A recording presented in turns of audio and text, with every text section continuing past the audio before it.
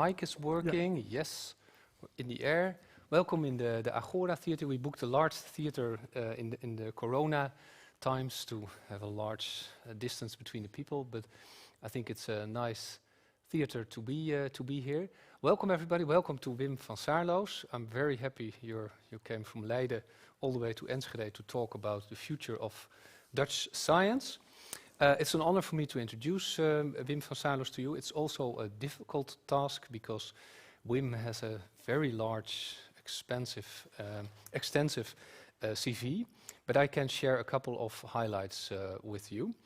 To start with, Wim van Saarloos is a professor emeritus in the field of theoretical physics at Leiden University. He is specialized in statistical physics and soft condensed matter physics. Besides being an acclaimed physicist, Wim is also a science policy maker. To mention only a few of his achievements, at Leiden University he founded the Lawrence Center. That's an international center for science workshops. He has been director of FOM. He managed the complex reorganization of NWO, that's the Dutch Research Council, which does lots of funding.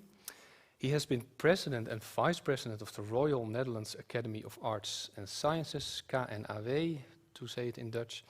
And during his KNAW years, he also wrote 2 important essays, together with José van Dijk.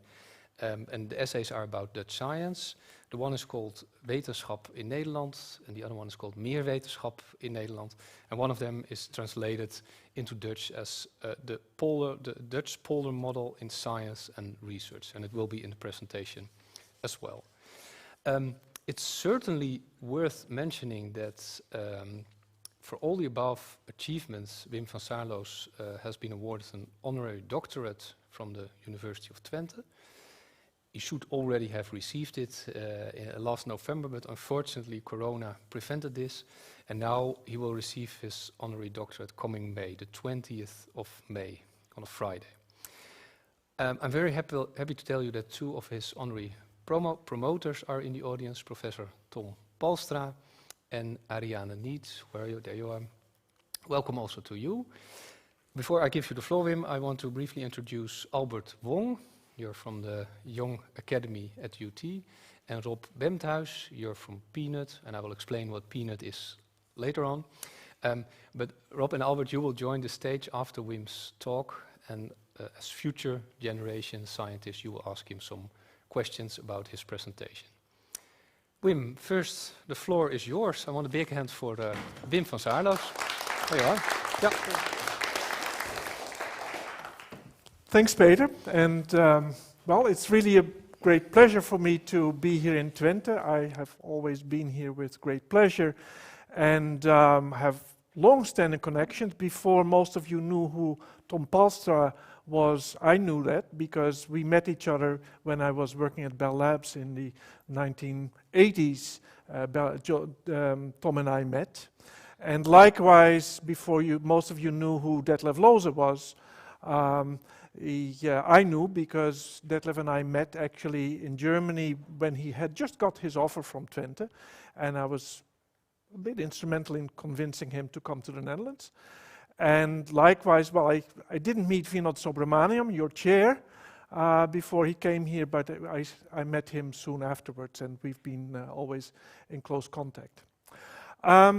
Peter has invited me to indeed address a topic on which I've been writing quite a bit, and you'll see that come back during my talk. You might say the future of Dutch science as a science system. Of course, we could discuss here also, I'm not going to address the content of science, I mean the directions within science, say physics or mathematics or whatever. We could discuss problems and trends in education and where we're hitting boundaries maybe in the Dutch science system. I'm not going to address that specifically, but it could come back in the discussion. I'm really going to discuss with you where we are in the Dutch science system, why I think that we are at sort of a transition phase.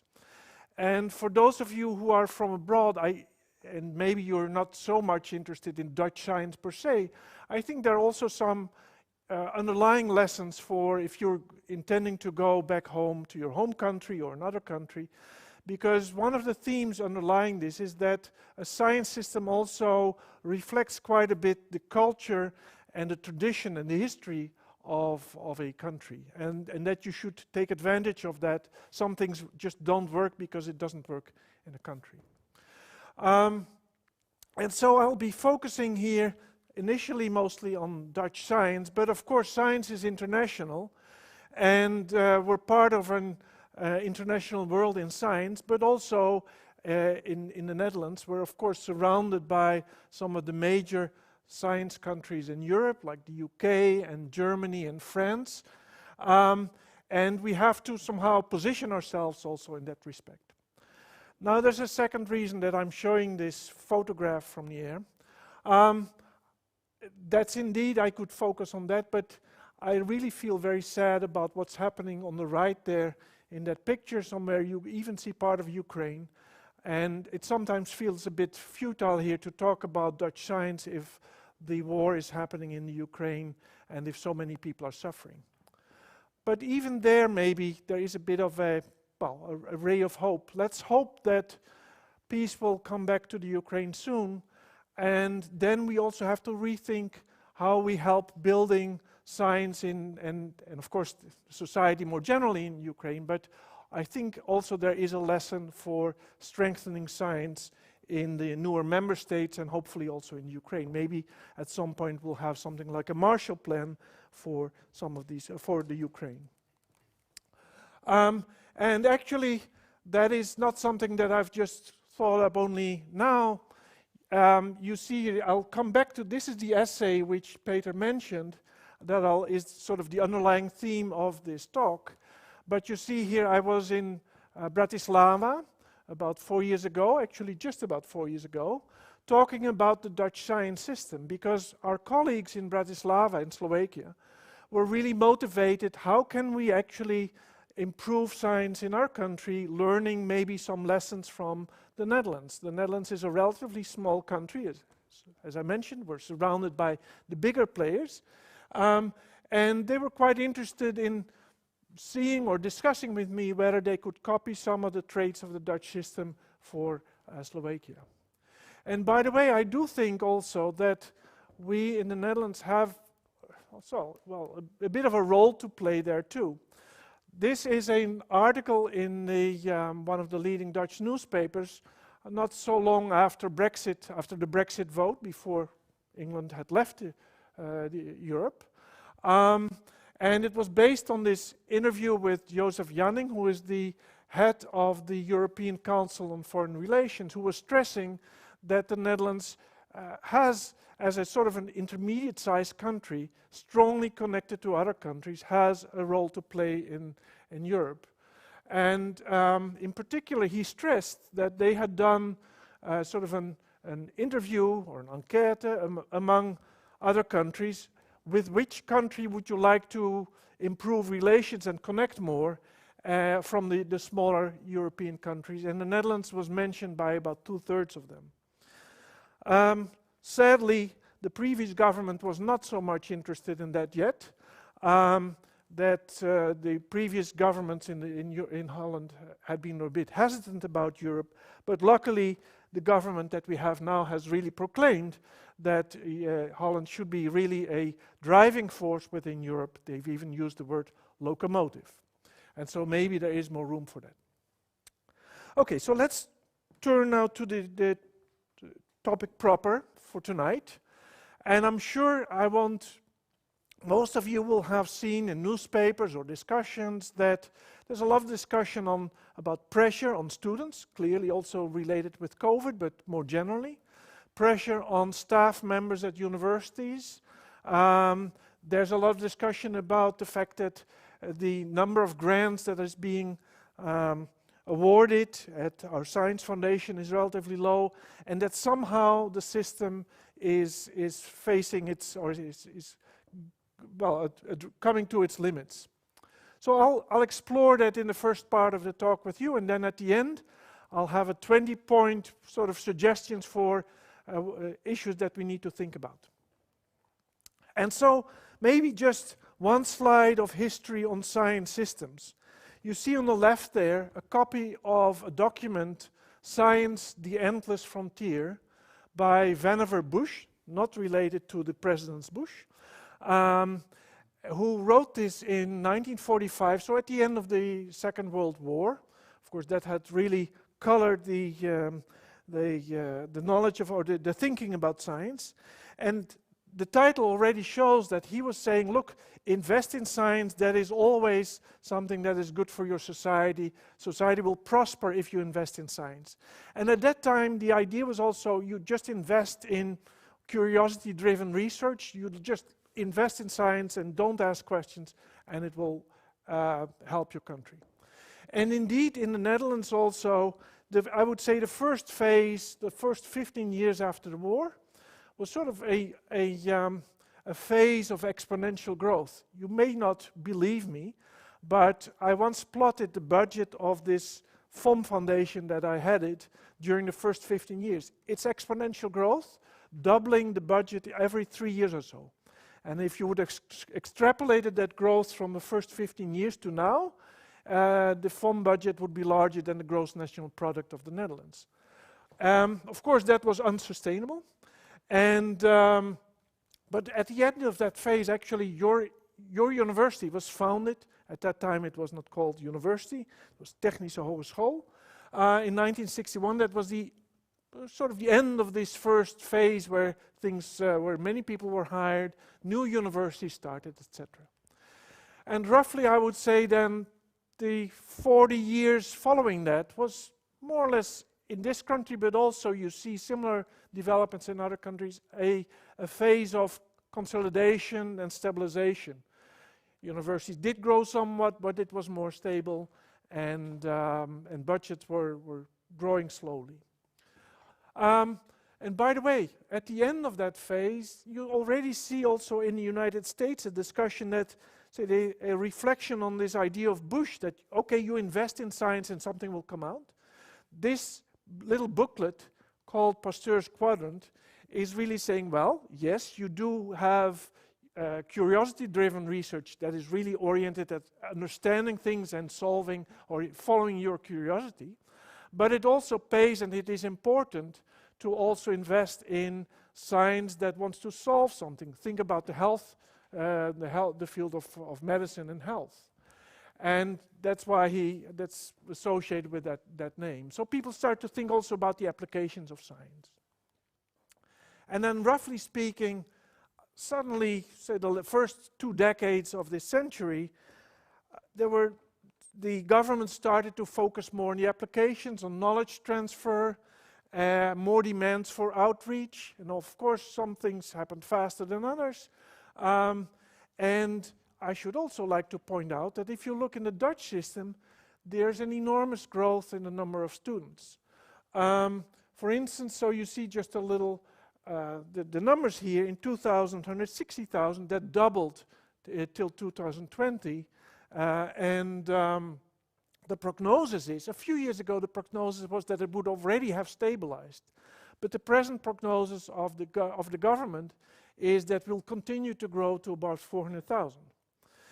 Now, I realize I'm here at the smallest university in the Netherlands, and that is maybe something you should keep in mind. You may not notice it as much here as in other universities, but the 6 biggest universities in the Netherlands, they're all about the same size. They have about 10% of the students, so you can do the calculation almost.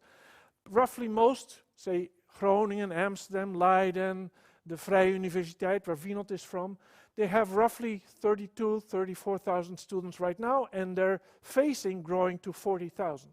That's a large number.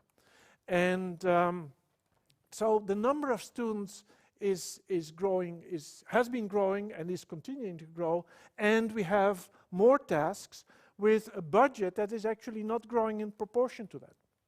And then, of course, there's also more international competition for attracting staff members. Things that have also changed the landscape is the ERC, the European Research Council. It's like the NWO of Europe, etc. And so this is why I feel that the system is coming to is reaching the end of its possibilities, and that we're probably in a transition to a new phase, which I don't quite know where it is, but that's underlying all these discussions about work pressure and changing the system, etc. By the way, I'm not going to go in details, but we could discuss it later. You actually see some parallel developments in industry. Also, industry invested a lot in basic research. And as I mentioned, Tom and I were at Bell Labs in the 80s. When I came there in 1982, they just said to me, do the best research you can. When I left in 1990, they had already been asking me, what are you actually doing for the company? These things started to change too. Okay, so there we are. Let's think a bit about the role or the time of reflection for the Dutch science system. Now, if you take a plane from England and fly over Twente at cruising altitude, you fly over the Netherlands in about 10 minutes. And if you sit on the left side of the plane and your friend on the right side of the plane, and it's a clear day like we had the last few days, then the two of you together can really see in that 10 minutes about 13 universities that actually are all high up there in the international, on the world level. That's actually quite peculiar and quite special. And that's even one of the messages that I want to make. Now let's explore that further. So as I already said, science is increasingly international. It's increasingly broader. We're actually addressing bigger themes, the grand challenges that we're facing, climate, energy, etc., but also health and a resilient society. And the pressure from society is increasing, even, of course, in the debate, of course, now with the social media. I'm not going to address all of these.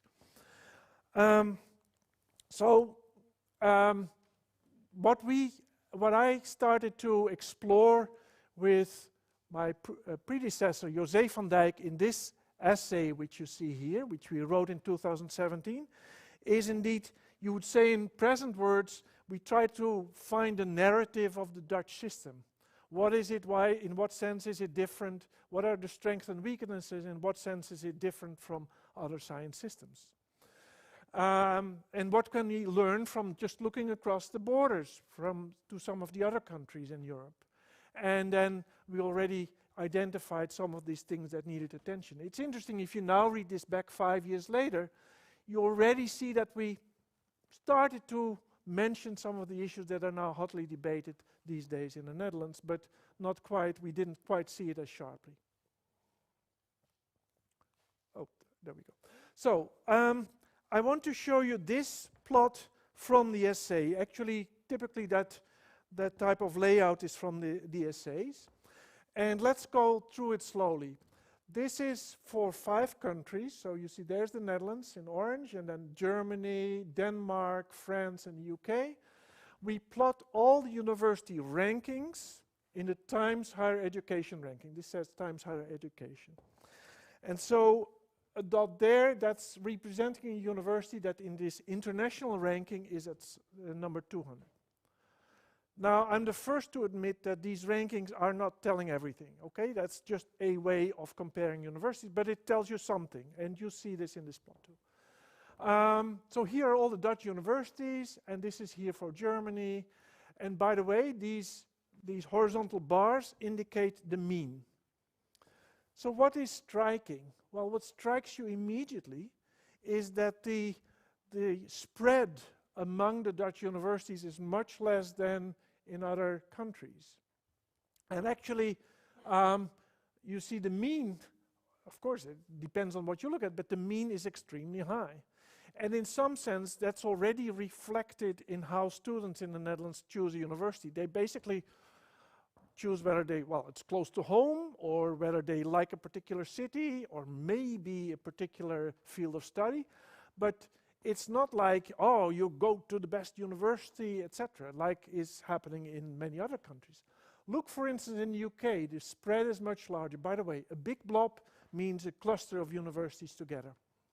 The bigger the blob, the more universities are. There's Oxford and Cambridge. You know all these names. They're in Europe at the top of the ranking. We don't have that in Holland. We don't have actually this absolute top. but we also don't have that enormous tail.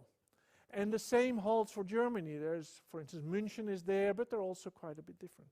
So this is reflecting this. In this sense, the Dutch university system is quite special. This little spread, it has advantages, as I'll try to explain. One of the advantages is, well, that promotes, it's more easier to have collaborations with people from other universities. They're not so much, it's not so much of a pecking order, I'm better than you as a university. Of course, there is some competition, I'm not denying that. But by and large, it's not like in the UK, for instance, where the system tries to increase the differences through various mechanisms of funding. In the Netherlands, that's not really part of the system, and also the way the students, there's no selection for students. Of course, if you want to do the medical sciences, then of course there's a numerous fixes, but by and large you can say, I want to go to this university, and you're being admitted. Many other countries do have selection, and so there are many traits underlying is also in the funding. So little spread, high mean quality, and all in the subtop, there's not that hard. So for instance, we don't, also underlying this is that all our universities have to admit the students that basically want to go there. A university like Oxford and Cambridge can say, we want to have this many universities and students, and you can apply, and they just admit a number of them.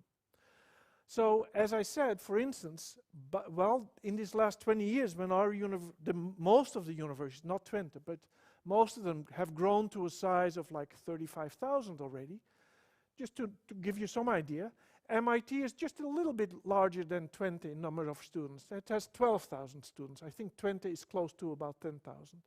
Harvard has a bit over 20,000. So our universities is starting to really grow big, and that is really, well, has consequences and increases pressure. But before we discuss this and the differences, I want to explore with you these historical traits of why the system is like that, and strengths and weaknesses.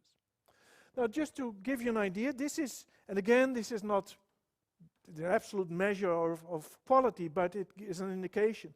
If you look at the number of articles that scientists publish in these various countries that we compared with in our essay, you see that the Netherlands is actually, together with Denmark, another small country, is actually quite large in that, in the number of articles per. So our scientists are really working hard, and as I'll show you later, the difference between the Netherlands and Denmark is that Denmark basically invests 1.5 times as much in the sciences as we do. So with little investment, our scientists do a lot.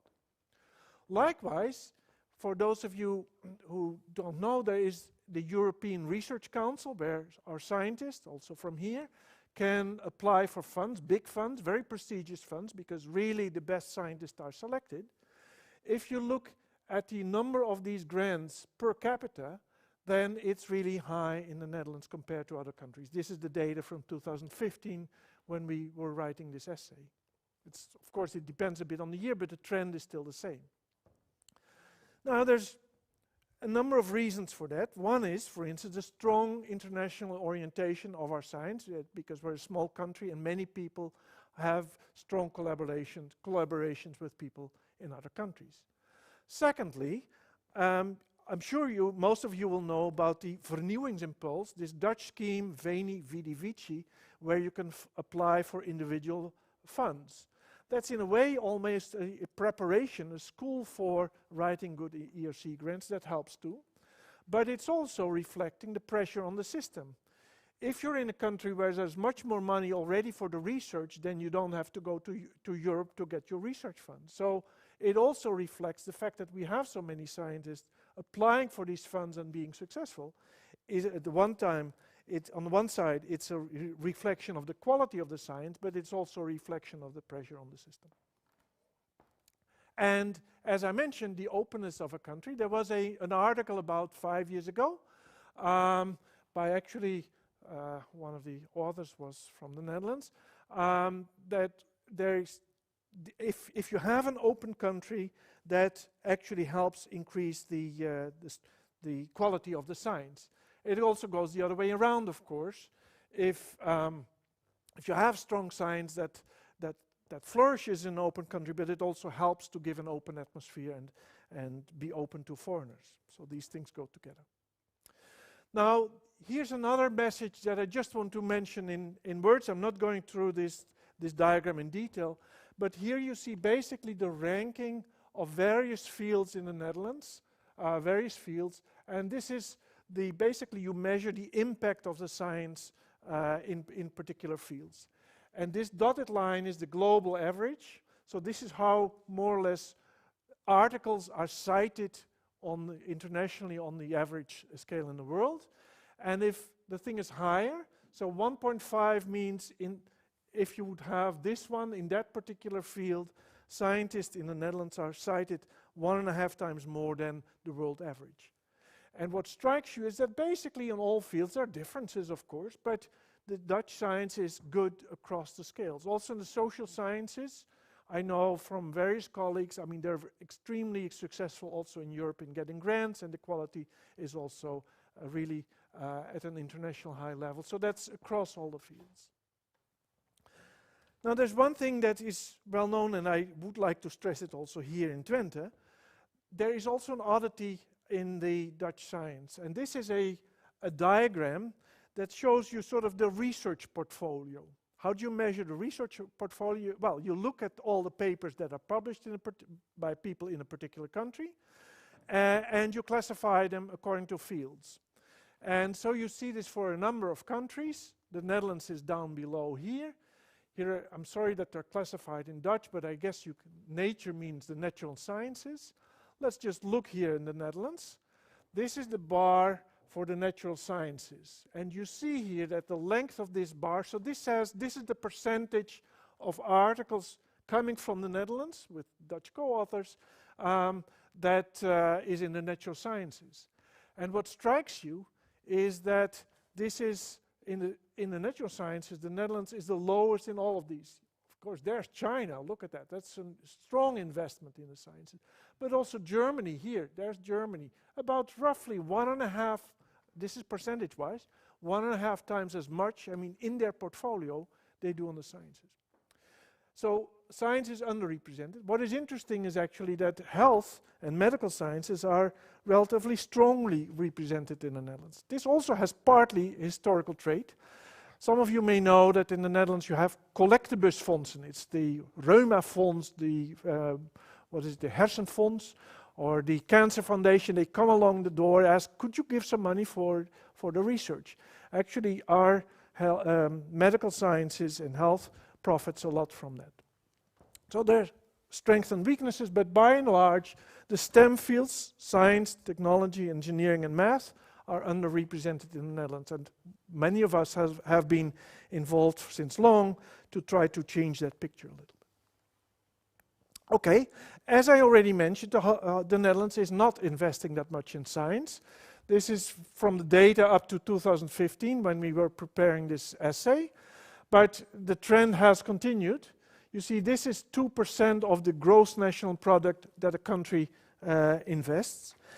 The European countries have agreed already long ago, this is the Lisbon Agreement, that they should invest 3% of the gross national product in research and development.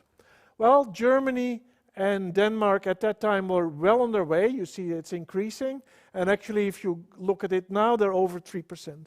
But the Netherlands has been lagging behind. We're just at the moment just over 2% or so. So this is my reflection of the Netherlands traditionally has not invested so much in research and development. And finally, to sum up, I'm showing this plot, which deliberately has been made in the form of a tachometer, a toerenteller in Dutch. The number of citations per invested million. And so this is, in the Netherlands, you get roughly some 75 citations per invested euro. Of course, it's a crazy number, but it's indicating something. And that's about twice as much at the time as it was in Germany. And also the UK was large. So with little investments, the system is extremely efficient, and maybe too efficient. And indeed, some people already started to argue, and we actually also did in our essay, that this system is getting to the end of its of its lifetime. And we deliberately plotted this as a two-reteller, because if you have an engine and you run it too long at a large number of revolutions per minute, then at some point you have to draw your car to the sideway, and the engine will stop. And that's a bit what some people would say is happening. Okay, so let me take a few moments to reflect with you on the traits, where these traits come from, and how they are related to this, what we call the polder model. Now, for the foreigners, I'll do that in a moment. So here is Robert Dijkgraaf. Most of you from the Netherlands will know him. He is a well-known scientist. He was the president also of our Academie, went to the United States. He was the director of the Institute of Advanced Studies, and he's nowadays our Minister of Science in the new cabinet. We'll come back to that. But he wrote in 2015, so 7 years ago, he said in Dutch, where does this quality of Dutch science come from? And he said, well, what's the secret? Well, a crucial factor, of course it's not everything, is the relations, the mutual relations, the collaborations between the various universities and the scientists, and to some extent this polder mentality. So there's the word polder again. And so let's think a bit about where this word polder economy, polder society comes from. So here is a polder. You know, a polder is a reclaimed land below sea level, typically. And nowadays, about half of our country is below sea level, is a polder. So where does this come from? Well, partly it's technology driven, the invention of the windmill that allows you to pump out water. So people there were lakes, people pumped out the water, and suddenly you have land.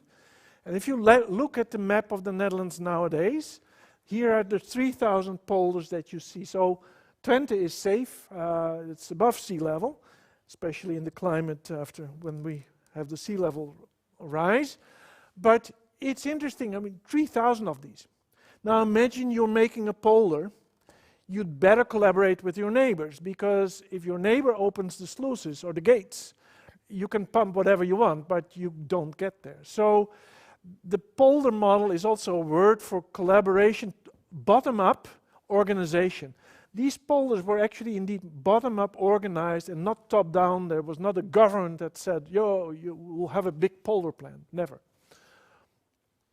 Now, so here's a book about the Dutch polder model that actually is also visible very much in politics and in economy. And I'm not claiming that it is all good, but it's interesting to explore these traits.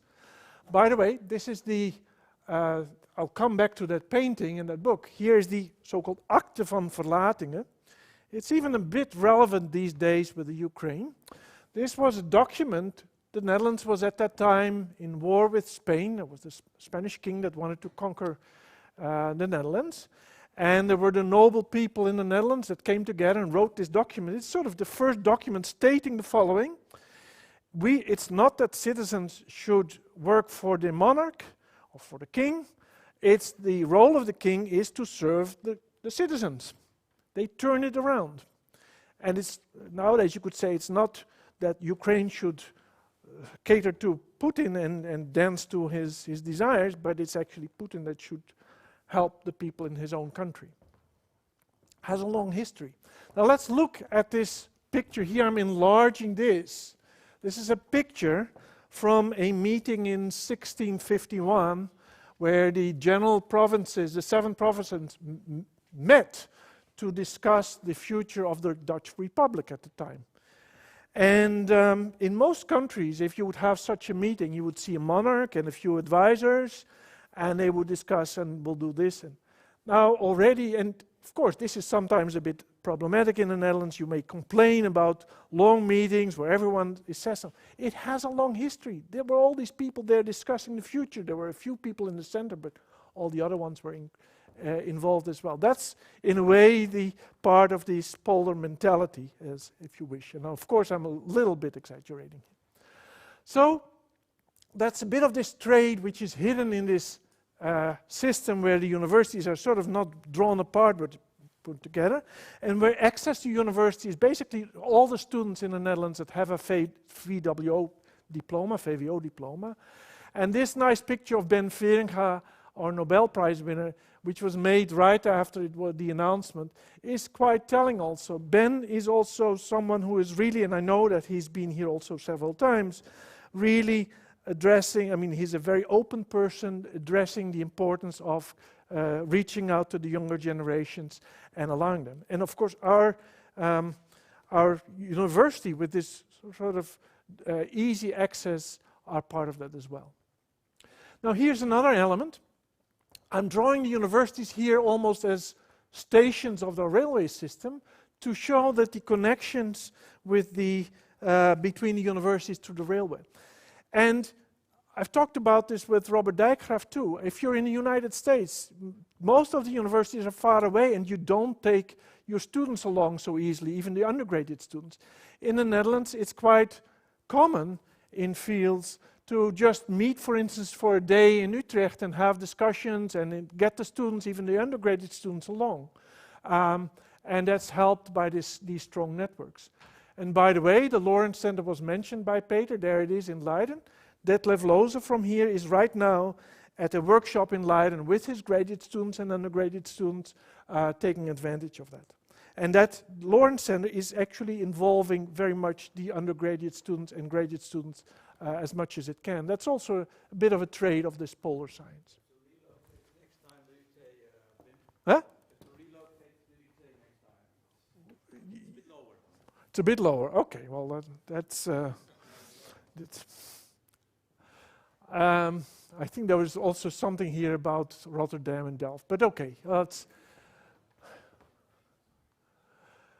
Okay, so, and then there are also these connections with the HBO and the medical sciences. So there are many connections, and in the essay we call this the friendly competition. Yes, there's competition for grants, but there are also very much incentives in the system to actually collaborate with other groups, for instance in the Netherlands or outside. But that is only possible if there is this idea of actually not having a strong tendency to increase the differences between the universities. And finally, and then I'll stop with this type of overview, trust is an important part of a strong science-based system, or of strong science. You probably have heard of Francis Fukuyama, who wrote this book, The End of History, in the early 90s, which was a bit crazy, I would say. But his second, well, not his second, but it was soon after that, he wrote this book about trust, the importance of trust to get a prosperous society. If you want to have a deal with someone else and not have everything in contracts, etc., you have to trust the other person. If you want to have a collaboration, share data, you need to have trust also. And so a society that has a strong base of trust, and he mentioned here the societal virtues of the creation of prosperity. Trust is an important part of that, but also a high trust society often is a very good society for science. And that is also, traditionally at least, true in the Netherlands. So here are some of these elements that I just want to mention. And by the way, there's this is also known in economic theory, that, and you know this in Twente, where you have this innovation region or this area around the university, where a strong university induces collaborations or actually promotes having companies grow up, and some of your students found their own companies. But even having the other universities close and reach within easy distance helps. And even the fact that you're not so far away from some, say for instance, I know several people who came to the Netherlands because their partner was more interested in music or dance, and they said, well, close to Amsterdam, that's where I want to live. So these things help. Being at the Technical University, I want to also mention this thing, which has a point which I've made several times before, but I'm going to do it again.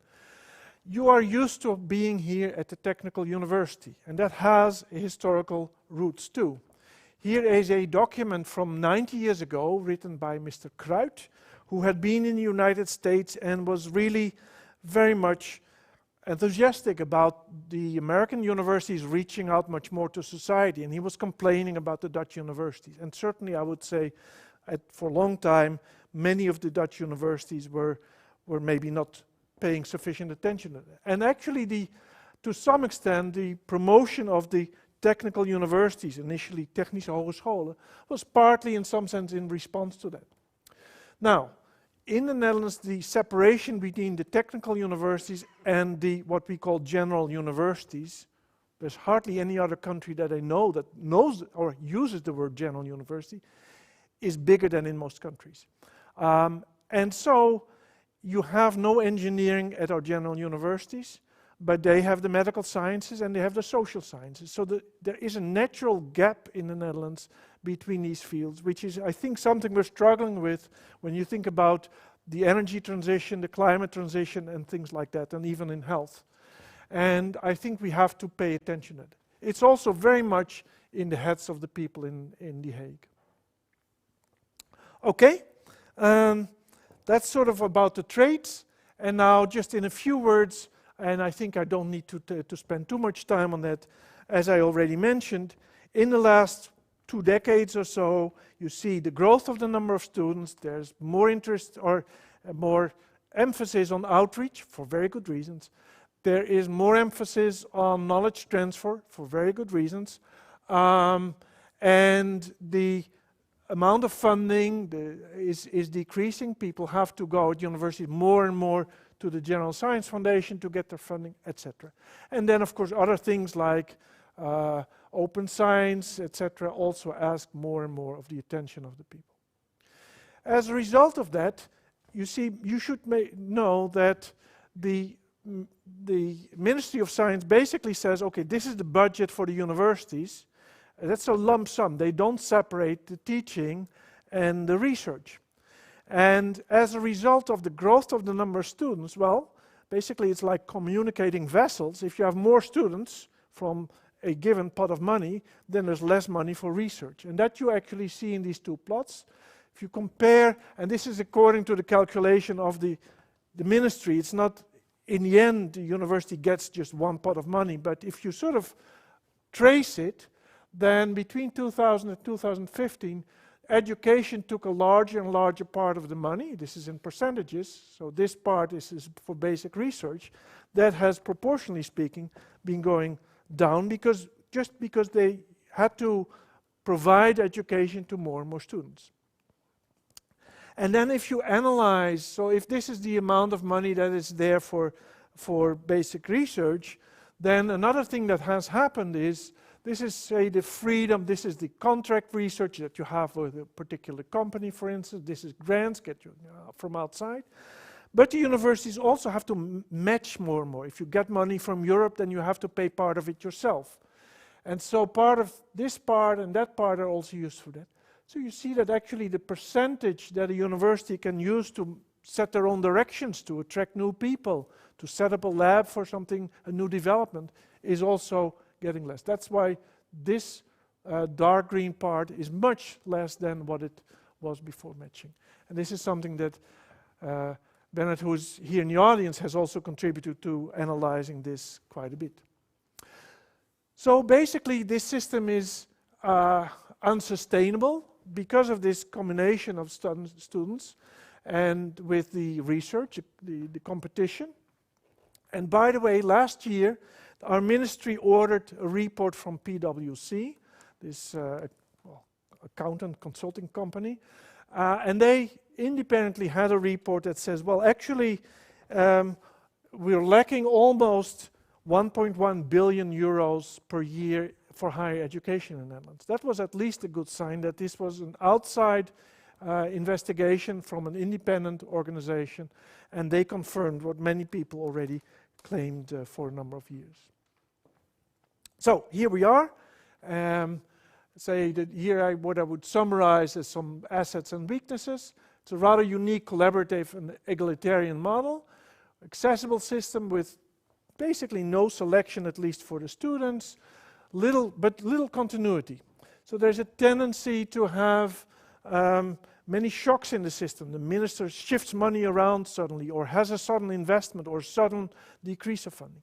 Science is actually promoted or is helped by having some continuity and stability, because you want to look sometimes 8 or 10 years ahead or even more. And universities often don't want or dare to invest in things because, well, things could change the next year. Germany is completely different. I'll show you that in a moment. And the funding system is sometimes a mixed blessing because of this combination of putting everything in one budget. And Vinod Subramaniam, your chair, has sometimes called this a race to the bottom, because if Twente would say, well, we have enough students now, then your market share would decrease because other universities continue to grow, and then your budget is going down. That's a system that is not... So you have to grow in order to just get the same amount of budget or the same percentage of the budget. This is a system which is reaching its limits. And another thing that I would like to mention, which we're lacking in the Netherlands, is private companies with foundations investing in it. If you go to Denmark, there's a Lego Foundation that invests quite a bit in research. There's Novo Nordisk investing quite a bit in, for instance, gene research, etc. And Carlsberg from the beer. If you drink beer, you're actually helping. If you drink Carlsberg beer, you help the Danish science because they invest a lot in science. We don't have that. The Germans have it with the Bosch Foundation, Volkswagen Foundation, etc. Some of us are actually involved in promoting our companies to do something like that. And I'll come to the advisory structure a bit later. But I should say that this polder structure is sometimes also a bit difficult to enter for a foreigner if you don't have this history. I see Albert not here, but well, you grew up in the Netherlands, but it is something that is certainly sometimes difficult to enter as a scientist. So let me now discuss in a few points where we go from here and what, I mean, I'm not saying I have all the answers, but I want to actually propose these as things to discuss and decide about. But Peter has asked me to also take into account the fact that we have a new government. I already mentioned this, that this is Rutte 4, which started just 2 months ago. In the plans is that they're going to invest 700 million extra per year, so this is structural money, in higher education. That's both universities and what we call HBO, the Universities of Applied Sciences. But there's also a fund, 10-year fund, for 5 billion to invest also in research. And it's not quite clear. The plans, there's basically money. There's no specific plans yet. We're actually expecting that the minister will announce the plans or roughly sketch the plans soon. There's also something having to do with the growth fund, but let me not spend on this now. So here is Robert Dijkgraaf. You saw him before when he was a bit younger. And so he's really a figurehead for science, and we already, you see in everything that he says, that he understands the system, knows what is happening. And so I would say many of the scientists are very hopeful that some of these trends and some of these problems that I'm addressing will be also addressed by Robert Dijkgraaf, and that he will choose to spend the money wisely. So here are my 20 points for discussion.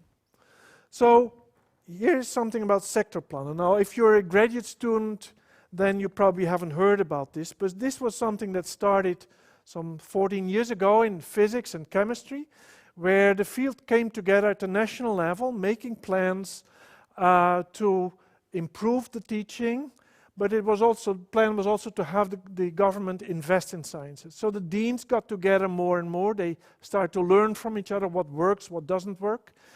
Universities within these fields, physics and chemistry, started to choose priorities. So if you do that, then I'll focus on this.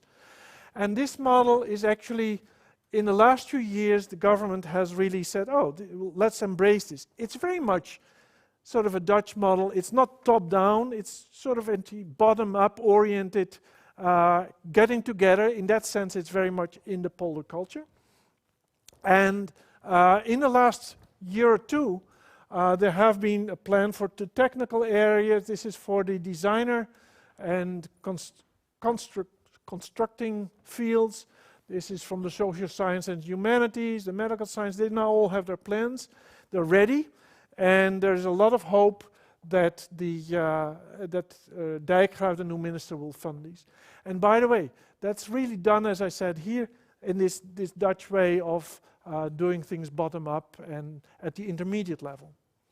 It would strengthen the base, because if this is being funded, really there will be the base of science will get a big impetus and a big increase, or hopefully a big increase in the basis. So far all the signals are that Robert says let's go ahead with that, but the money, how much, we don't know. Then there's something that was proposed. I've been involved in it myself, but it was proposed by a committee from the Academie called rolling grants. And actually Mr. Weghuizen invented the word projectification. So scientists, you're a scientist, you want to have, you say, okay, in the next 10 years I want to get there, but you have to somehow jump from one project to the other to actually get there. That's actually what is indicated here. It's not so clear in the picture here on the large screen, but this scientist is jumping from one to the other, from one project to the other, and the idea of rolling grants is that scientists should get a certain base for their research. It's in a way quite odd that we attract scientists and then we say, well, you get some money to get started, but we don't support your long-term basis.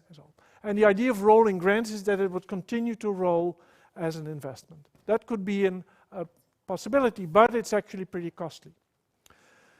Here's something that is more in the minds of people. As I said, the Dutch system is very much with shocks, sudden budget cuts and sudden impulses. That's bad for science. You need some continuity. And it requires, in Dutch, lange adem and vision. We'll have to see whether that will work. Then there is a balance between the universities. Yes, there has to be extra investments in universities with some of these plans that I mentioned. But now you're getting to a point, what's the balance between the science foundation, KNAW, and the universities? And there's a lot of back and forth about this. In my view, the university should indeed have the basis, but you need a science foundations for the extras and maybe the new directions, etc., and for groups to continue to grow. There's a lot of discussion and debate about this, for instance, and it depends a lot on the domains. There are people from the social sciences or humanities that basically are not used to having a real lab and continuity in a lab where you have to sustain equipment, etc. And some people claim, let's get away with the KNAW, the Science Foundation. I think that would be very bad. And in particular, since if the other plans, these sector plans, will be happening, then there will be, in the coming 3-4 years, there will be a wave of new appointments at universities of many people that want to get grants also from KNAW. This requires quite a bit of fine-tuning. It also depends, do you take some of the rolling grants, etc. But this will be a challenge for the new minister also. By the way, this is this continuity here. The Germans do this almost the opposite way. They have had a Pact für Forschung und Innovation, this is Pact for Research and Innovation, since 2005. This is the science foundations together with the Länder, the Bundesländer, so in Germany is oriented or organized with the Länder, with the, you would say, provinces maybe here, where they say, okay, we will continue to invest, or our budgets for science will increase 3% every year. And they have done this since 2005, and the present agreement is to do this, I think, till 2035 or something, or 2030 maybe. So that actually gives room for the universities to invest, to look ahead. And in the Netherlands, that's sort of the opposite. Maybe this is really extreme, but we certainly need more continuity in the Netherlands. Now, Robert Dijkgraaf has already said explicitly that he wants to have more peace and room or for the researchers, and I don't quite know what he's thinking about, but certainly I think he will understand these issues which I'm telling you about. Then, if you listen carefully to me, you see that I feel that our universities are growing to a size which is really large, or at least some of them, and that this combination, I mean, do we want to, it's odd that research is a little bit at the expense of education, and that maybe this balance has to be rethought. And also maybe in the funding system. It's going to be a challenge to provide all the students with a very good education and at the same time continue to attract the best scientists. It may mean that we have to create more people that have most of their focus on education, while others have more freedom to do the best research. There is a national, you may have heard, erkennen en waarderen, recognition and awards in the Netherlands, is already a project or an initiative of the university to rethink it. The fact that there is a criticism that right now the university asks you to do the best research, to do the best outreach, to do knowledge transfer, etc., and to do the best teaching. And so maybe there's already a trend to allow people to, well, be the best in some of these things, but do less of others. But some of it, and it asks actually a lot of the deans to do this properly. And sometimes there's also a bit of a dogmatic type of increase. So for instance, there are measurements like called the H index. This is sort of an index for how researchers are, how well they are cited. Journal impact factors, they're certainly forbidden. And certainly they're not all everything, but some people are complaining that if we do have to do everything with a CV, which is narrative, where you can't just say, I'm so many papers I've been publishing in these journals. If that is not allowed anymore, then we're also up for, well, who writes the best CV and the best text rather than who does the best work. And so then there are these perverse incentives. The fact that there's the race to the bottom at the universities in their funding, and it requires a vision on the relative balance of education and research.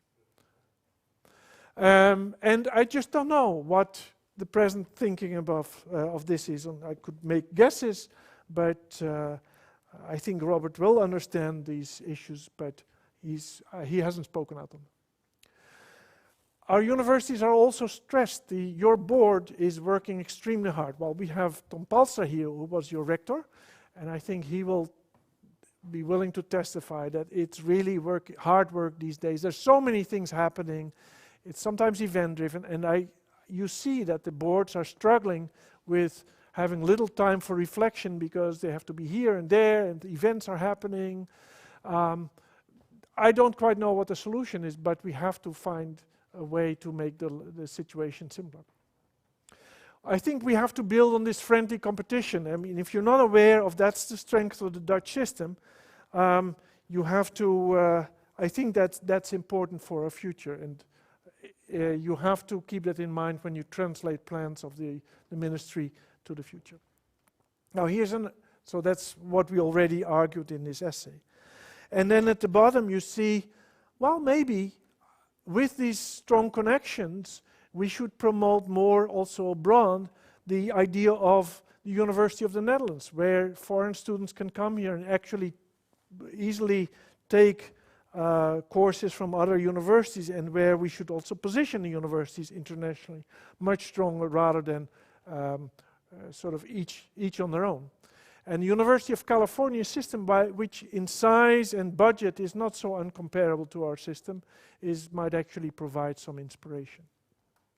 Here, again, I just don't know what our minister thinks. Then, as I said, I've addressed this point. I think we should really try to remove the barriers between the engineering sciences and the other fields, and that has to, and I'm translating here, over uw schouder springen. In English, it's a Dutch expression. It really requires us to rethink some of these things. Now, here's another thing. If you think about the grand challenges, again, climate research, climate or energy or health or etc., there's a lot of pressure that we do more on this. but so far the Ministry of Education has said everything has to be sort of in competition. But yeah, if you have a mission, if you want to reach or to reach a certain goal, then you sometimes have to make strategic choices, and that has to be rebalanced. I think we have to allow, yes, we have to have curiosity-driven research, and that should be done in competition, but sometimes you have to make choices. We'll invest here, we'll do it the best way we can, get the right people involved, but not do everything just with a competitive program like the NWA, for instance, the Wetenschapsagenda. You may have heard that the government is investing much through a groeifonds, investing in big projects, including research.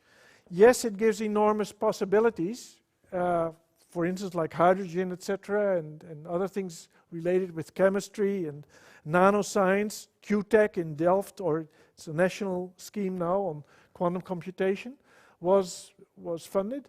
But it also tends to distort the landscape. We see all kinds of separate organizations jump up that sort of are disconnected from the rest. And secondly, these things are all funded for a number of years and then they stop. And so you see again this idea of sudden investment growing very large, and then suddenly it stops again, which I think we should also aim for more continuity there. Well, here's something that's maybe in Twente is not so much of an issue. Yes, internationalization by and large is good for universities. We're all proud of that. And having foreign students brings a lot. Brexit is actually changing or increasing the number. Due to Brexit, the number of students is increasing. But you should be aware that I was in Groningen yesterday, where I'm involved with the university on the supervisory board.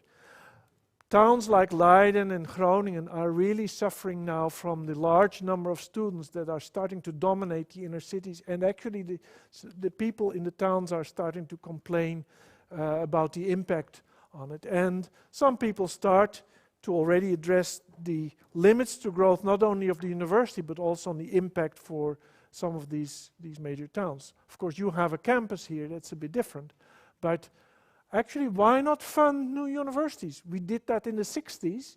Now we have many more students, but maybe that is a way to limit the growth. Then, in the Dutch system, there's another funny thing. Most of our students who have a VWO diploma, who get from high school, choose to go to university without thinking much. Whereas there is a pretty strong feeling that significant or a real fraction of the students would maybe be better off at the HBO, this University of Applied Research. And they're eager to have the people. That would also, if we would actually make it more or easier to go from one to the other. Maybe if you want to go from HBO to university, make that easier, but also make it easier from university. If you feel that maybe it's not for me, go back to VWO. That could also be very helpful.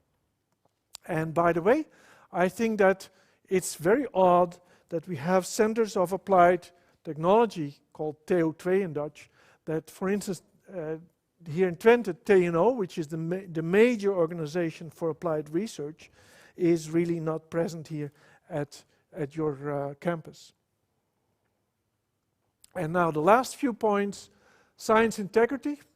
I'm just mentioning this, and when I was involved with the Academy, this still happens too much. We should be very strict on this and promote, and I know that this is also being done here in Twente, the fact that we still see too many mishaps and oddities by people who violate the rules of science. Investment in science communication, that will continue to go up, but again, the landscape is scattered, and some people are trying to find new ways of promoting that again. And we have been maybe too much involved in telling how great our science is, but now we're struggling with, for instance, we saw this with the vaccines, etc., and with the COVID. We also have to explain to the public how science works, and we have to listen more to the public, what their concerns are and how we can maybe answer this.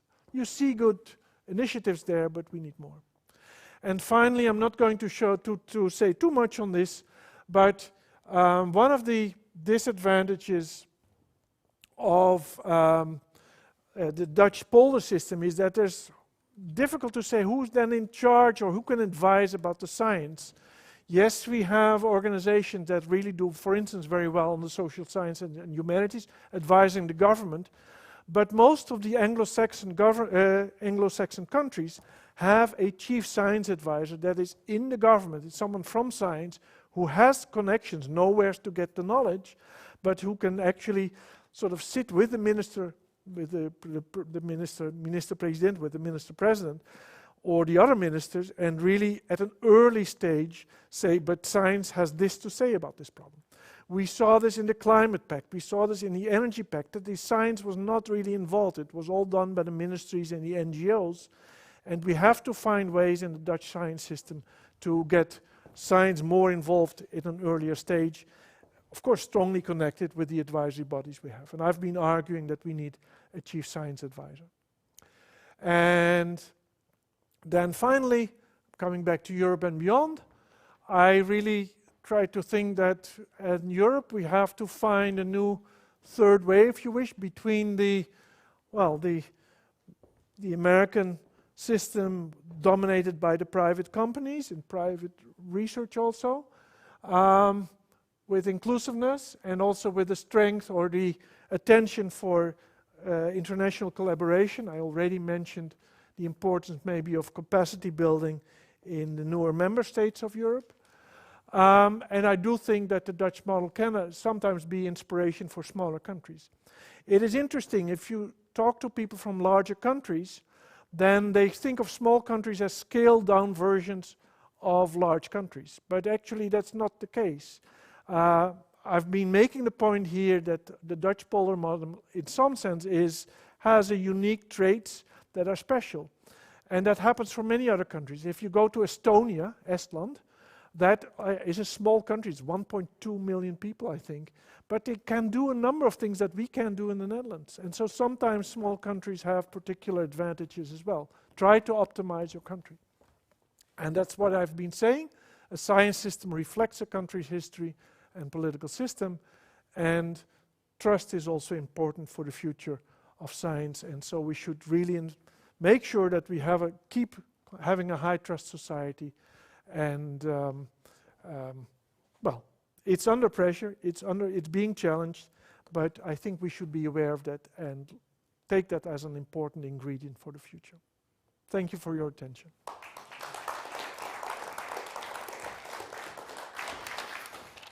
Thank you, Wim, for your very interesting talk about the Dutch science system. You mentioned a lot of assets and weaknesses of this system. I liked your polder intermezzo. It was very, for me as a Dutch polder boy, it was also very nice to hear about it. It explained a lot. And I liked you putting in Dijkgraaf, sometimes with a check mark and then a question mark, which are still uncertain. And Dijkgraaf visited the UT yesterday. I think he was here to talk to the executive board. I think your 20 points of discussion are very interesting as well, and they are, I think they are feeding the discussion. So I would like to invite Albert and Rob to the stage. Well, you come to the stage, and I turn on your microphones. I can say that Albert Wong, you're Albert. You're a, let me see if this works. No. There you are. Thank you. You're from the Young Academy at UT, and you are a tenure-track assistant professor specialized in physical chemistry. That's right, isn't it? Yeah. Okay. Right. And Rob Bemthuis, you're a PhD student in, here you are, in pervasive systems, in the pervasive systems research group at this university, and you are a member of PNUT, and PNUT means PhD Network University of Twente. Yeah, but actually kind of recently, or already many years ago, we also kind of expanded that to also PDN students, so not only PhD students. Okay, yeah, thank you for this addition. Okay, I think you listened with great interest to what Wim had to say. Perhaps you have any questions or suggestions or discussion. Criticism is also allowed, of course. So please go ahead. Who of you will start? You. I think Yeah, there are shall we start with so you? many things to unpack. Yeah. First of all, very, very good overview, and good to see the matrices. Comparison with Denmark, I actually like. Maybe to start with the problem that you sketched is the number of influx of students, and of course you cannot stop this influx. But perhaps to ask you if one of the solutions is, for example, to hire educators as a preceptor model that has been applied in other countries, so that the researcher doesn't spend so much time in kind of learning the new skills of teaching. No. How does that sound? I do think we have, actually some universities are already starting that. Partly during COVID in Groningen, who I know a bit better than the average university, they hired, I think, 300 people who were, quite a few of them were actually hired to do only teaching. The challenge will be to keep the balance, because you also want to avoid that you hire people that 20 years from now, the students say, well, you can really feel that he or she has been out of the field for 20 years. So, but I do think we have to, and that in a way that's already in this recognition and awards scheme, that yes, we should focus on, some people have more time for research, others who are great educators should maybe just, well, have a larger task, and we should really value them for the teaching they're doing. By the way, be aware, you've seen twice probably in my slides that I say there are big differences between the domains. If you go to the social sciences and humanities, they already have typically docenten who mostly teach, because the teaching load in those fields is much larger than what we are used to in the natural sciences. But by and large, I think we have to go that way. Yeah, perhaps to add, if I may, I was thinking more like a hybrid mode where there is an educator, and but you can mix it in where the professor that is up to date with the field, that uses a small amount of the time that actually, yeah.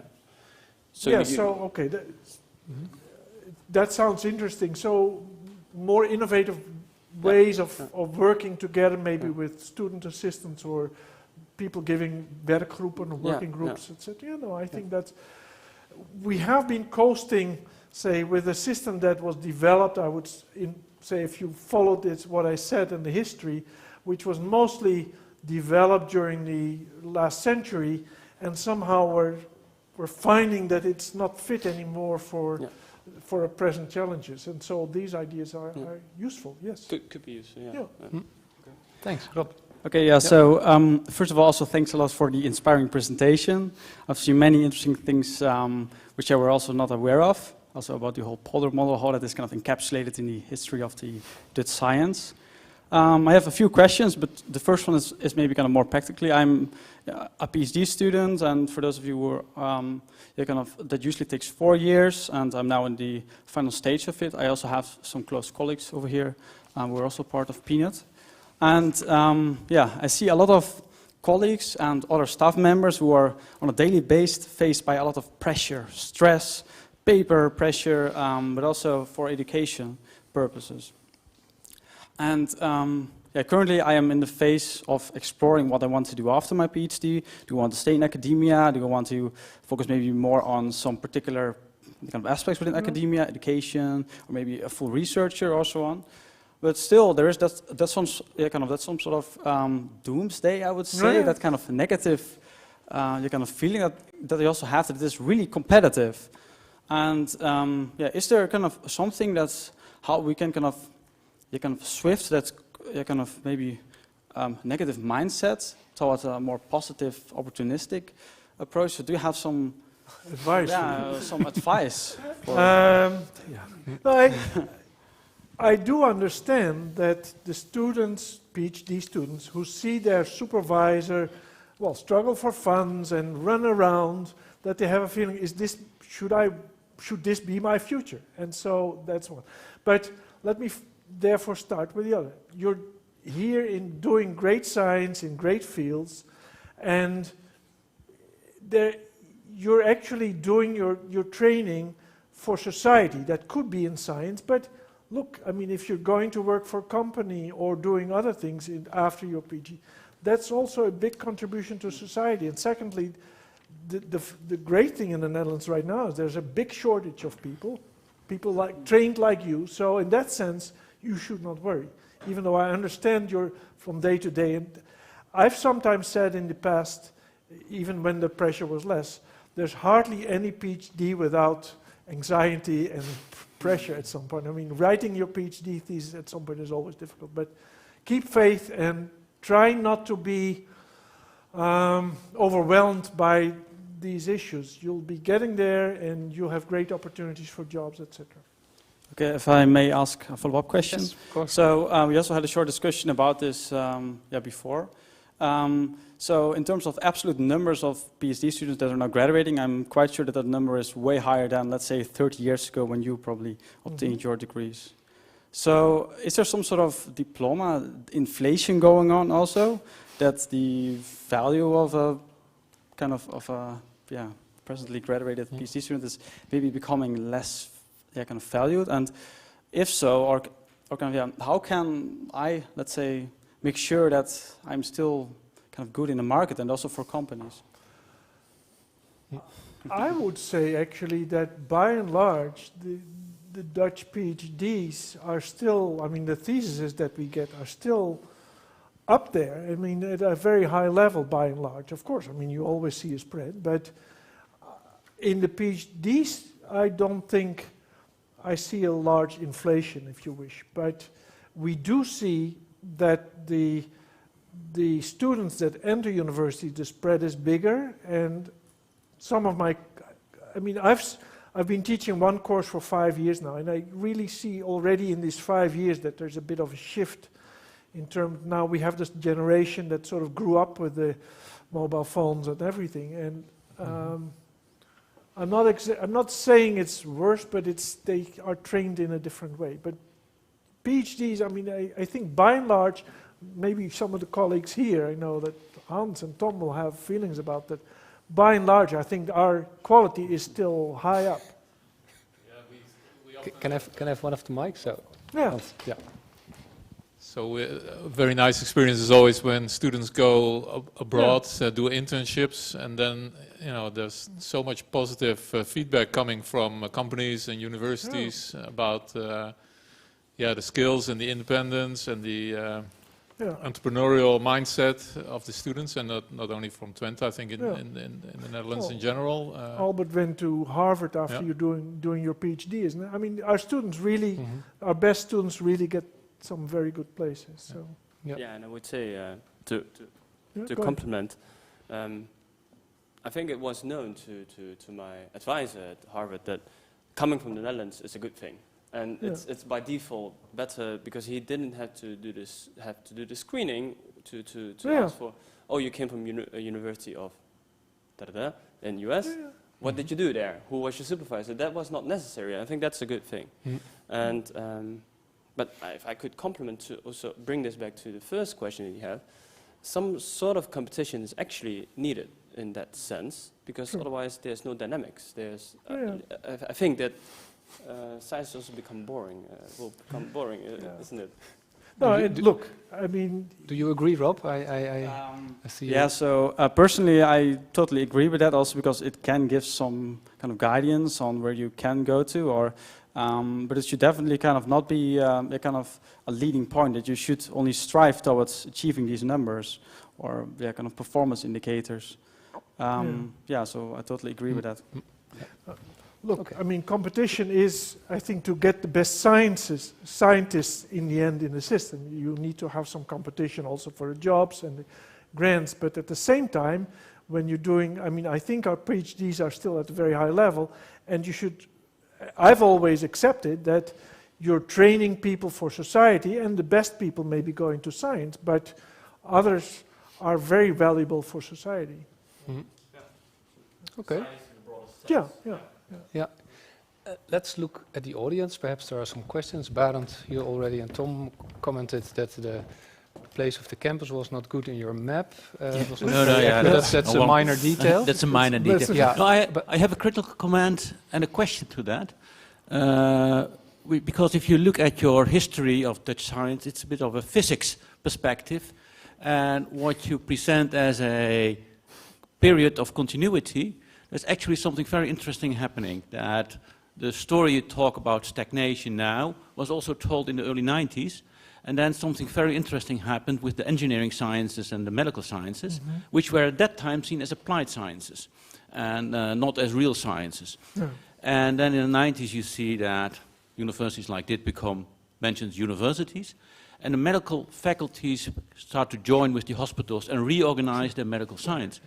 And what you see in the medical sciences, and not in the engineering, is that in 15 years you see a kind of S-shaped growth, and so the first 7 years exponential growth in the medical science. Yeah. Not because of the funds, of the so collectibles, funds, but of the public funds. So it's a growth in the public Yeah. funding for medical science. And that has also to do with the development in genomics, in all the in nanotechnology, and all these new fields. And my question to you is that if you now see the stagnation, it's also a new way of organizing research compared to how the physics was organized.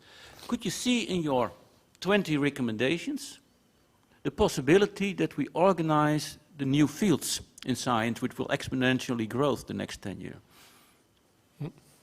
What are the fields that will exponentially grow, which we might now see as applied research or not real research yet, and not at the front? And is your 20 points ready for accommodating the universities for these new fields? Thank you. It's a good question. Let me first of all, I fully admit that my brief history on one page is really glossing over some things, and I know about the medical fields, and you're quite right that the combination of the medical hospitals has really benefited science a lot. So that's I fully harmed the other fields, but that's not. Yeah, and you're quite right. This is indeed the real question you're asking is a good one, because you can say that you might say that within the Dutch system, getting things bottom-up organized is not always that easy for the bigger questions. And one reason that the medical fields have been able to do it is that you have, I'm not exactly sure of the number, what is it, 7 or 8 medical centers, because so the number is limited and they're all big, so you can get a few people together and you have the field. Whereas that's much more difficult in the newly emerging fields. And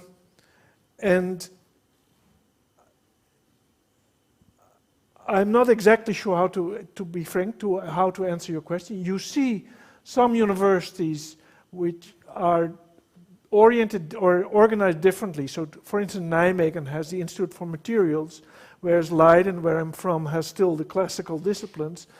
They're both sometimes able to accommodate the newer fields that emerge. But where I personally think we're struggling also, and this is coming back also to this thing about thematic programs, how to organize our universities for some of the bigger programs in, well, for instance, the climate part, where we don't have a system like the medical sciences. So I don't really have a good answer for it yet, but I think we have to discuss how to do this within the Dutch system with the historical traits. Mm-hmm. And how are other countries dealing with this issue? Because this climate theme is a worldwide issue. Yeah. What's happening in the US or in the UK? I don't have it. Choose one. Huh? Same struggles. Same struggle. Okay. And of course, I know if you have, say, MIT, they have a big energy institute, but they have the amount of money to invest hundreds of millions of euros or dollars in that case. So we have this combined effort how to do things big and organize it. I might mention, I'm chair of a committee from the Academie and NWO, advising presently, we actually have said, the climate is such a big problem and we're struggling with combining forces from all the universities and all the fields involved, because it's very interdisciplinary and multidisciplinary. And so we have proposed that actually it's NWO and KNAW should take an initiative to do with the university together, somehow find a new type of institute that is not competing with the present universities, but actually combining the forces. So we are trying to find ways to do it, but I'm not claiming that's always the answer. Okay, thank you. Tom, you had a question? There's also a question in the back, by the way. Yeah, I'm coming upstairs in a minute. Please. Very interesting talk. I enjoyed it very much. My question was a little bit along the lines of Berend, in the sense that it shows that you are from Leiden, polder model, origin of the country, whereas here I'm a bit more fan of Napoleon and what he did for society. But also in terms of engineering, what happened in the 60s was quite a big change in that. Sure. And what you say is that we should have more continuity. Yet on the other hand, what you see is that we have these enormous disruptions. Yeah. Every new cabinet, you see a new way of funding our organization, funding our university, funding our strategy. Yet what we see little is actual long-term roadmaps to which we are committed. I mean, no one is talking anymore about the United Nations Sustainable Development Goals. That's old hat. Whereas, in fact, we have not solved them. In fact, we have not defined the grand engineering sciences for the Netherlands or for any other field, I think. Yeah. So why not take this a bit more in a long-term approach and a continuity by defining where we would really like to go to as a society in terms of roadmaps, like the Royal Society is doing, or the... Yeah, I very much agree with that. And that's one of the things that is not so easy to somehow, in the Dutch system, that doesn't happen easily bottom up. But you would expect that from a polder model would be just suitable to do this exactly.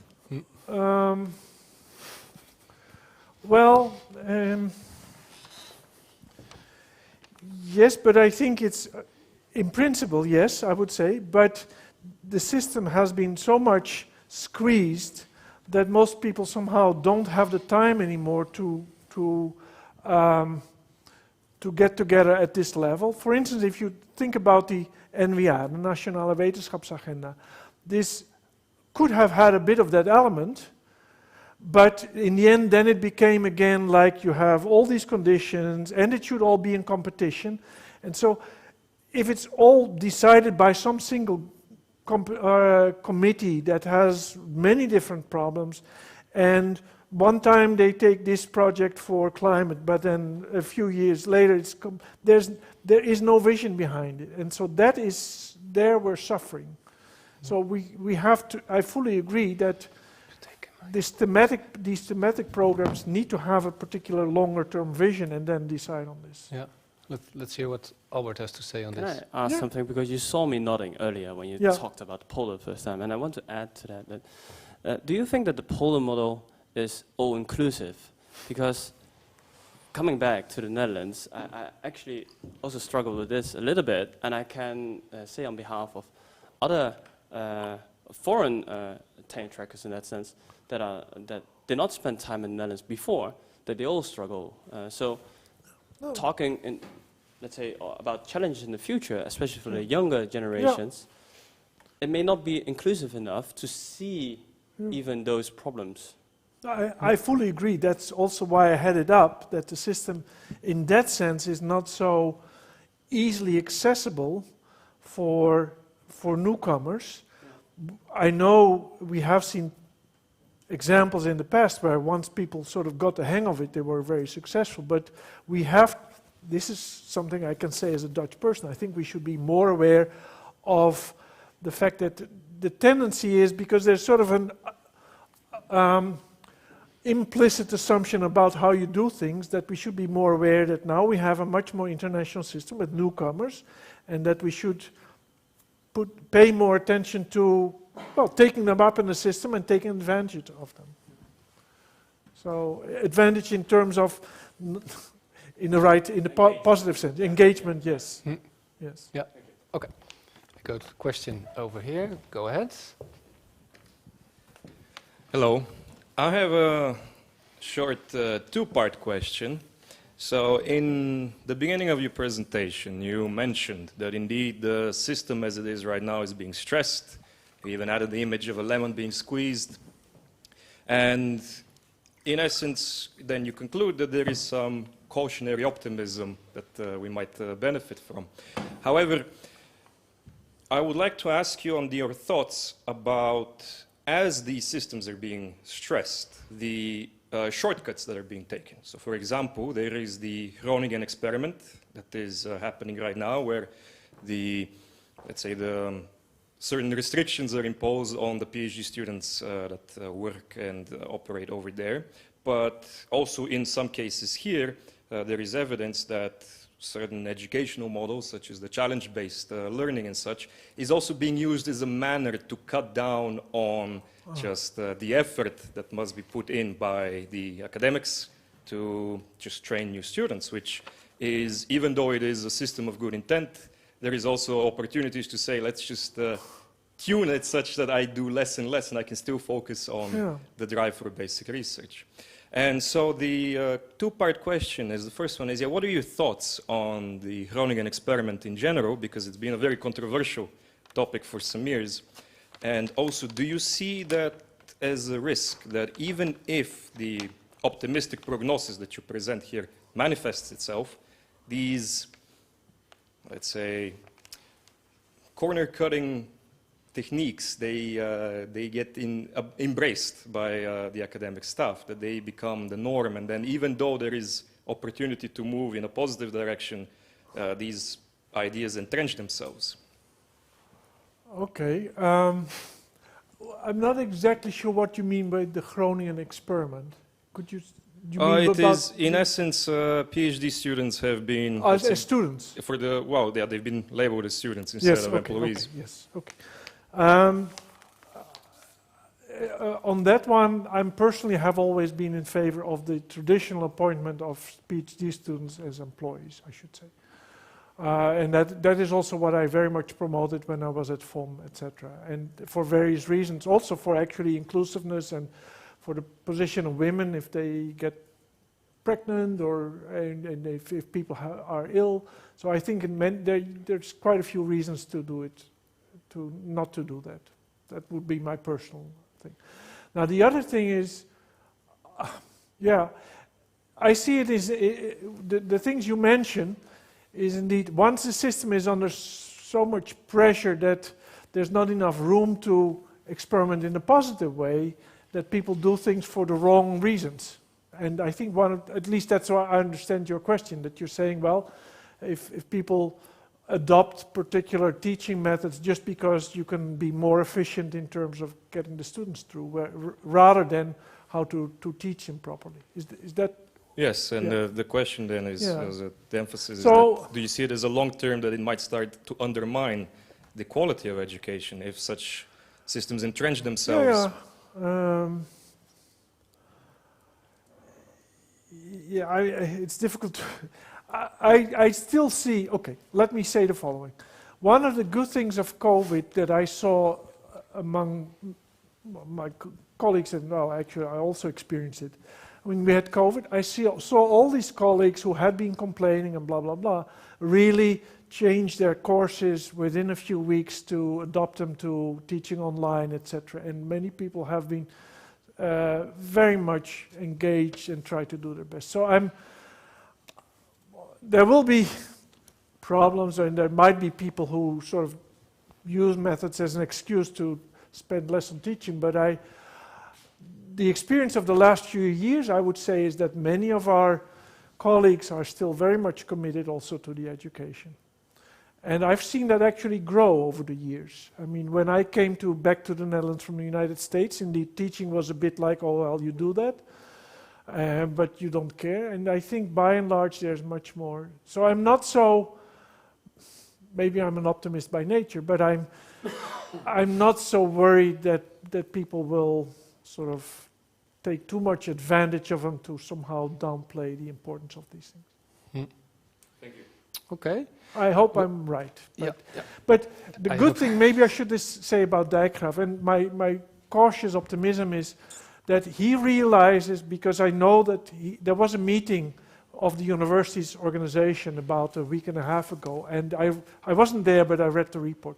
And you can see that he realizes that we have to redefine the goals of the system. So he's really thinking about where do we want to go, rather than just turn a few knobs and... Okay. Yep, it's good to hear your optimism. One final question, and we will There have is to also round. There's also one Yeah, there. but maybe we can do that Okay, afterwards, sure. because it's I'll be staying already here. 9 o'clock. I was looking at the Ukraine flag behind you, Wim, and, Yeah. and I have one. I hope I get an optimistic answer from you. We were all very happy as scientists that Robert Dijkgraaf is our new Minister of Science and Education. But in this unfortunate situation which we're in right now, a lot of money is already going to the defense department. What will happen with science and education? Do you have some optimistic I don't have a... view on this, because it might be a problem for us, or don't you see it that way? Okay, I'm willing to say something, but take it whatever. Mm-hmm. So, Mhm. yes, there is worry among some people that the numbers that I have shown that this government was intending to invest in science and education, that this will be under pressure partly because of the energy budgets, right, or in the amounts of money for budget and for energy and the war in the Ukraine and all the effects. I mean, if we have a recession, etc. And other ministries are looking with eager to all this money. Yes. So I mean, I don't have insight in what's happening behind the scenes. Let's say it like this: if anyone can defend within the government the importance of investing in education and in science, and is very eloquent, and I think if I think of Robert Dijkgraaf, who I know well, how he may operate within the government when they meet on Fridays every week, I think he's the best person to try to persuade his colleagues that this is for the future of our society, of the Dutch society, but in the end also for Europe, an extremely important investment. But Yeah. I mean, in the end, these are things that are beyond our... Yes, of course they are. Yeah. Okay. Thank you very much, Wim, for this very insightful evening. Thank you, Albert and Rob, for discussing with Wim. I'm not going to summarize your lecture because it's and you can ask a question after. Wim will be here in the hotels, and we can drink beers and etc. So, no problem. Should I give you my room number? No, that's. But I was very much surprised by your idea of the University of the Netherlands. That's a really takeaway home message. I like the idea of a chief scientific advisor. I think that's a very good one. And you mentioned the funding by big companies. So I suggest that our executive board goes to drink a beer with our Grols company, just to relax also a little bit, because the executive board is very stretched out, as you said. And then perhaps we can have some Grols funding at this institute. And every beer that's drunken over here, and there are quite a few, believe me, one part can be funded to science. That would be a brilliant idea. Wim, thank you very much. A big hand for it. Thank you very much. Okay, thanks. Yeah, and Wim will be here to ask some questions. Thank you, Albert. Yeah. Yeah.